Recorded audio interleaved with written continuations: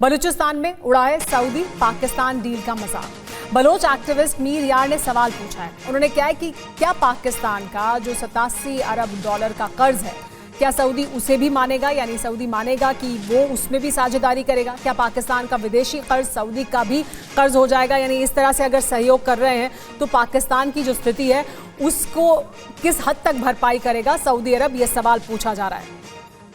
एक और बड़ी खबर आपको बता दें कि यूएई और कतर के साथ भी डील कर सकता है पाकिस्तान, ये कहा जा रहा है।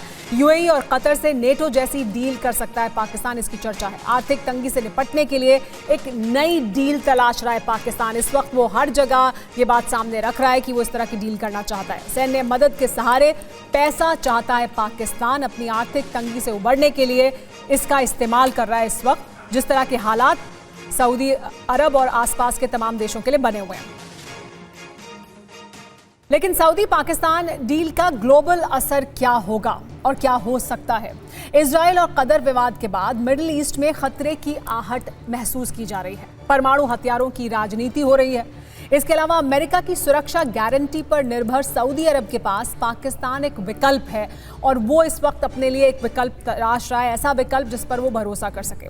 सऊदी की आर्थिक ताकत और पाकिस्तान की परमाणु ताकत अगर मिलेगी तो सऊदी अरब को भी ऐसा लगता है कि इससे उन्हें फायदा होगा और पाकिस्तान को भी ये लगता है। छोटे टकराव का भी बड़े युद्ध में बदलने का लेकिन खतरा दुनिया के लिए बढ़ जाएगा और ये बड़ी चिंता की बात है।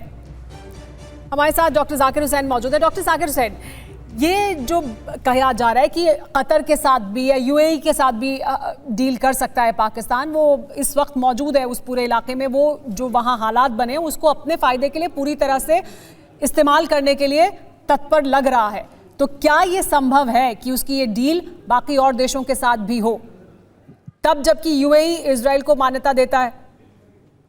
देखिए, एक बात मैं बताता हूँ, पाकिस्तान है क्या? Is a Muslim face of China है।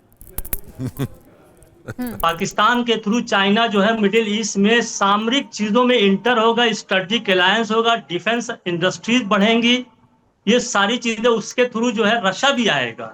तो हमें बहुत ही चिंता करने की बात है अगर जो लोग कहते हैं कि हमारे बगल में इतनी बड़ी घटना हो रही है और हम उसको ना माने, तो ये लोग स्ट्रेटेजिक थिंकिंग से बाहर होना चाहिए। ये कभी भी कोई भी शक्ल ले सकता है, क्योंकि मसला क्या यहां हुआ है? मसला यह हुआ है कि अमेरिका से ट्रस्ट खत्म हुआ है। अमेरिका हर जगह लड़ाई कर रहा है लेकिन कहीं जीत नहीं पा रहा है। अमेरिका की गिरती हुई साख हो रही है। तो फिर अमेरिका का क्या रोल होगा? अमेरिका की इस पर क्या प्रतिक्रिया होगी? पाकिस्तान तो अमेरिका के भी करीब जाने की कोशिश कर रहा है। पाकिस्तान को तो पाकिस्तान के जो प्रधानमंत्री हैं, जो सेना प्रमुख है, उनको वो डिनर और लंच करा रहे हैं डोनाल्ड ट्रंप। दो चीजों को मैं बताना चाहता हूं। नंबर एक ये है कि जिसका डिफेंस सिस्टम 81% किसी कंट्री से सपोर्टेड है, चाइना 81% पाकिस्तान के डिफेंस को सपोर्ट करता है, तो क्या वो अमेरिका के साथ जाएगा? नहीं जाएगा। उसके ऊपर दबाव डालेगा अमेरिका, लेकिन पाकिस्तान ने साफ क्लियर कर दिया है कि इजराइल की मंशा जो है उसके ऊपर अटैक करने की है। यहाँ पे पाकिस्तान और ईरान एक पेज पे नजर आ रहे हैं, तो प्रॉब्लम बहुत ही कॉम्प्लिकेटेड है। और एक चीज मैं और बताना चाहता हूं, हमारा जो है इजराइल से जितना रिलेशन बढ़ा इस 2 साल में 3 साल में, इसी का काउंटर मूव हुआ है। ये इसी का काउंटर मूव पाकिस्तान ने किया है और पाकिस्तान को इसका बेनिफिट मिलेगा। वो कर्जा भी देगा, वो तेल भी देगा, वो आर्म्स लेगा, वो पैसा भी लेगा, चाइनीज इंडस्ट्रियल कॉम्प्लेक्स वहां एस्टेब्लिश करेगा, अपनी न्यूक्लियर वेपन भी इस्तेमाल करने की कोशिश करेगा अगर इजराइल आएगा। ठीक है, लेकिन अमिताभ जी, इस तरह की कोशिशें का सवाल है, पाकिस्तान पहले भी करता रहा है, इस बार क्या फर्क है? देखिए, इस बार बात नहीं आई, फिर से बात बहुत ज्यादा फर्क है। अगर आप आवाज नहीं आई है, अगर आप ध्यान देंगी तो इस बार पाकिस्तान ने वो कर दिया है जो अब तक नहीं किया गया था। वो है कि अपनी न्यूक्लियर कैपेबिलिटी को ओवर्ट रूप से दुनिया को बता रहा है कि अब हम न्यूक्लियर पावर हैं, क्योंकि अब तक जितने न्यूक्लियर पावर स्टेट्स हैं वो पाकिस्तान को एक इल्लीगल न्यूक्लियर स्टेट मानते हैं। अब उसको लेजिटिमेसी मिलेगी इस तरह से करके।